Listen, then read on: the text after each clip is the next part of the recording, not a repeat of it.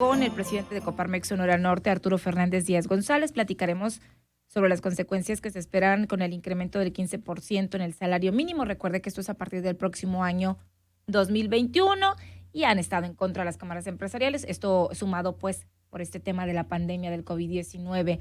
Muy buenos días, presidente. Gusto de saludarlo. Excelente mañana. ¿Qué tal, Karina? Muy buenos días. Muchas gracias por la llamada y un saludo a tu auditorio. Muchísimas gracias. Platiquemos de este tema y ahorita si también nos gusta compartir un poquito sobre este también comunicado que llegó ayer por parte de las cámaras empresariales, pero primero entremos con el tema del salario. Hay ahí pues un rechazo que han manifestado a nivel nacional organismos empresariales, afirmando que no es el mejor momento y que estaban de acuerdo en un 10 y no en un 15% en el incremento. ¿Por qué no? ¿Por qué no aceptar este incremento salarial? Sí, Al salario mínimo más bien. sí. Karina, te escucho muy bajito, no A sé si ver, está bien, ¿ya nos pero escuchamos mejor? ¿Nos sí, escucha sí, mejor? muchas gracias. Gracias. Oye, sí, mira, efectivamente, mira, Coparmex ha sido uno de los principales impulsores del incremento al salario mínimo desde hace años. Si recordamos, se dio una divergencia en 1994, desde la crisis, desde que se disparó la inflación en ese año, y entonces se separó de la línea de bienestar, que eso es por definición el objetivo del salario mínimo. Impulsamos primero que se cerrara esa brecha y hace un par de años se aumentó a 102 pesos, que fue un triunfo, y el año pasado se le aumentó otro 17% como un acuerdo unilateral entre el sector laboral y el sector patronal. Sin embargo, en este proceso y que nosotros hemos querido seguir empujando para que estemos en los primeros lugares en América Latina en cuanto al salario mínimo, no queremos estar en los últimos, en los penosos últimos lugares. Sin embargo, viene la peor crisis económica en los últimos 70 años y esto nos obliga a reorganizar nuestras prioridades, a revisar estos planes y a reevaluar qué es lo que se tiene que hacer en este momento. La prioridad debe de ser la recuperación económica, la generación de empleos, porque si seguimos aspirando a un salario más elevado, pero no hay empleo, la gente se va a ver muy perjudicada. En reconocimiento de esto, de todas maneras, el sector empresarial propuso un incremento del 10%, que todavía se encuentra por arriba de la inflación, que todavía implica un esfuerzo para el sector empresarial, pero que creemos que es algo que se puede absorber todavía sin generar mucho daño, sin que sea muy nocivo para la economía. Pero fue rechazado por el gobierno federal en estas reuniones de la CONASAMI. En la CONASAMI es donde se toman estas decisiones y en donde se define el salario mínimo. Ujú. En ese consejo participan 11 representantes del sector patronal, 11 representantes del sector laboral y hay un voto de calidad que pertenece al gobierno federal. Nosotros creemos que en reconocimiento de que de manera unánime todos los representantes del sector patronal proponían un 10%, debió haber habido un reconocimiento por parte del gobierno federal de que aquí no había este consenso y pues se debió haber tomado eso en Ajá. cuenta, ¿no? Oiga, el presidente de México, Andrés Manuel López Obrador, dice es insensato, dijo en su momento, es insensato pensar que el incremento o el aumento al salario mínimo afectará a la economía y decían expertos, por el contrario, va a fomentar la mayor adquisición, va a fomentar mayor compra y esto va a estimular más pues al comercio también, a la economía. Yo no soy economista, yo pudiera pensar que tiene cierta razón esta parte, pero ustedes, tan difícil es, o sí, decía la Canacope, es que vamos a perder empleo, se van a ir a la informalidad. Usted es economista, realmente sí están casi en no posibilidades de dar este aumento, ¿realmente afecta tanto al sector empresarial? Mira, aquí hay dos factores a considerar. El primero es que en economía no hay absolutos. Todas las decisiones que se toman tienen efectos positivos y efectos negativos. Ujú. Lo que se debe de buscar siempre es que los efectos positivos sean superiores a los negativos. Y en este caso, lo que estamos viendo es que este incremento tendría más efectos negativos. ¿Cuáles son los negativos? El incremento al desempleo o el freno a la economía, a la recuperación. A los generadores de empleo, que son las empresas. Exactamente, o sea, en la medida en la que tú incrementes el costo para contratar gente, el incentivo para contratar más gente se reduce. En otros años, cuando los niveles de desempleo eran bajos, bueno, pues no era prioridad generar más empleos porque habían bajos niveles de desempleo. Ujú. Pero en este momento que los niveles de desempleo son altísimos, donde desaparecieron una cantidad muy importante de puestos de trabajo, de fuentes de trabajo, la prioridad es primero vamos recuperando esos empleos y luego seguimos empujando porque los salarios sean cada vez más altos. Como te decía hace un momento, ¿de qué nos sirve tener altos sueldos Si no hay empleo. si no hay empleos? O sea, si esas personas no tienen O una fuente de empleo. o Eh, pasarían a la informalidad también, por ejemplo, si ustedes, tendrían o una empresa contrataba, me decía de Canaco, pues, que si yo tenía 5 empleos y a 5 o a 4 los tenían en el IMSS o registrados, yo les digo: "¿Sabes qué? Pues ya no tengo trabajo, voy a nada más meter uno al IMSS y si quieres te pago la mitad del sueldo". O sea, se va a la informalidad también y no con seguridad social el empleado.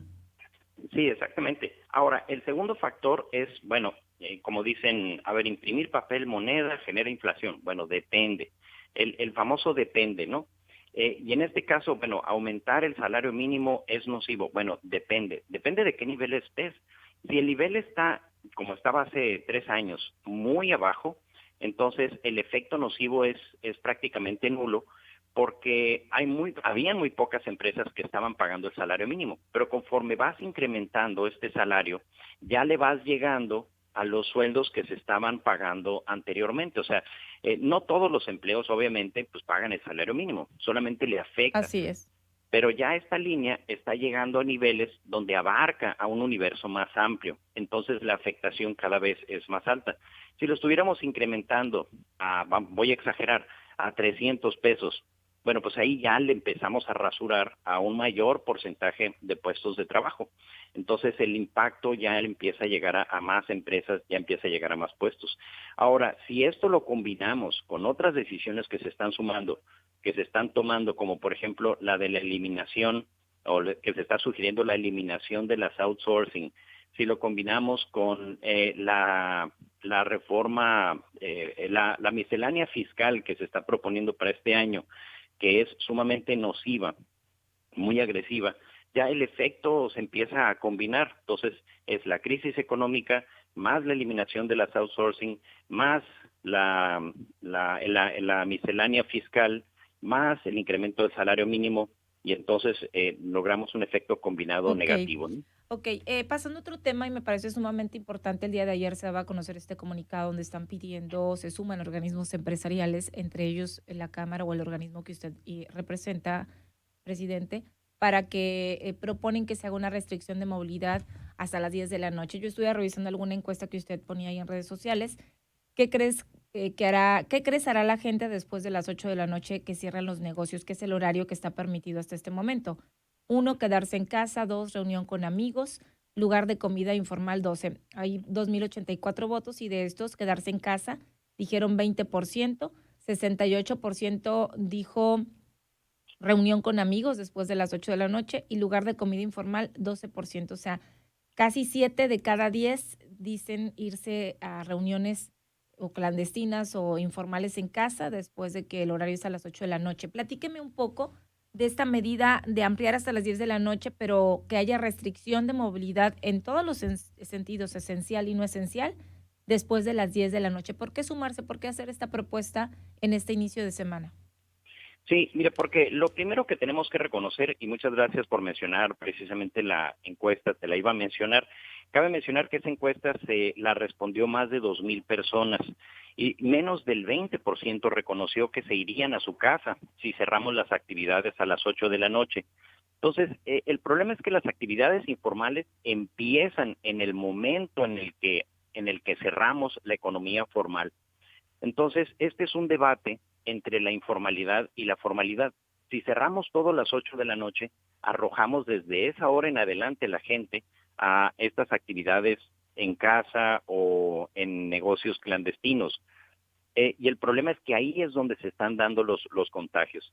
Entonces, esta propuesta reconoce este fenómeno y dice, a ver, vamos ampliando la actividad formal, los negocios formales hasta las 10 de la noche, ahí vamos cerrando la actividad formal, pero de nada nos va a servir si sigue la actividad, pero en la informalidad. Entonces, necesitamos reducir la movilidad, sí, pero no en reconocimiento de que la movilidad es mala, sino la movilidad que se va a estas reuniones privadas o que se va al negocio informal, porque eso es lo que nos está perjudicando, ¿no? Y esto en relación a que pues ahorita ya está el tema de vacaciones, mucha gente está de vacaciones y a lo mejor te quieres ir a comer algo después de las 10 de la noche, 11 de la noche y esto genera, no es que el COVID nada más de noche, porque mucha gente dice, es que pues pareciera que el COVID da de noche, pero muchas otras actividades en otros países se están limitando. Ya escuchábamos el caso de Inglaterra, también con este tema de las restricciones con esta nueva cepa.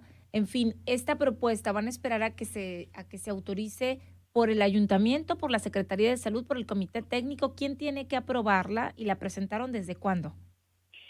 Sí, esto, bueno, se ha estado cabildeando desde hace unos días, se ha estado entablando diálogo con la Secretaría de Salud, con aquí con el gobierno municipal también, y la idea es darle un empujón desde el sector empresarial en reconocimiento de la importancia que tiene para la economía, que podamos retroceder al semáforo amarillo y eventualmente queremos llegar al verde.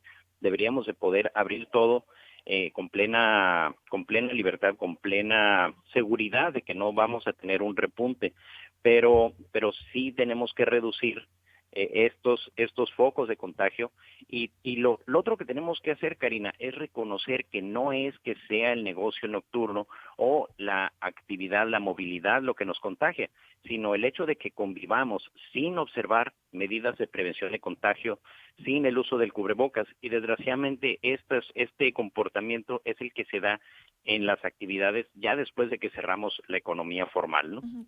Por último, presidente, ¿por qué hasta ahora, después de 3 semanas, bueno, son varios meses ya los que llevamos con esta pandemia, pero por qué después de 3 semanas de que permanecemos en semáforo máximo, en riesgo máximo en el mapa Sonora Anticipa, salen con este comunicado los organismos empresariales? Sí, mira, se dan una serie de conversaciones, se dan una serie de discusiones sobre qué es lo que deberíamos de hacer. Obviamente el objetivo de reducir los contagios, de reducir la propagación, pues la venimos arrastrando desde que inició la pandemia. Sin embargo, tenemos que ir reconociendo que el comportamiento de la ciudadanía ha evolucionado, los negocios han evolucionado, las medidas han evolucionado, hemos ido aprendiendo también cada vez más qué es lo que sí funciona, qué es lo que no funciona. Y hay que decirlo también, francamente, pues se han cometido errores en parte por falta de la práctica, por falta de, como quien dice, atinarle a las medidas así con ese tiros de precisión. Pero cada mes yo creo que se va formalizando, se va mejorando la estrategia. La encuesta que yo lancé es muy reveladora también, porque lo que estamos viendo, si hubiera yo lanzado esa encuesta en abril, yo creo que la cantidad de personas que hubieran contestado que se irían a su casa hubiera sido altísima. También el comportamiento de la ciudadanía ha ido evolucionando y es cada vez más difícil convencer a la gente de que se vaya a su casa. No es lo mismo decirles una semana o durante la primera semana que un mes, que 6 meses Ajá. o más, ¿no? Entonces cada vez cuesta más trabajo convencer a la ciudadanía de que al cerrar los negocios que se vayan a su casa, ¿no? Muy bien, pues ahí está. Tengo algunos comentarios. Algunos dicen estar de acuerdo que se haga la restricción a las 10 de la noche. Sí estamos de acuerdo en no salir después de las 10 de la noche, dice Ángela. Ahí está, la gente no se cuida. Y ahorita nos llegan imágenes del transporte urbano también de ayer, la gente, el aforo, en relación a este tema de las medidas de prevención. Presidente, muchísimas gracias por la entrevista y sobre todo por la hora. No, muchas gracias, Karina. Un saludo a tu auditorio y un abrazo. Muchísimas gracias igualmente para usted. Excelente día.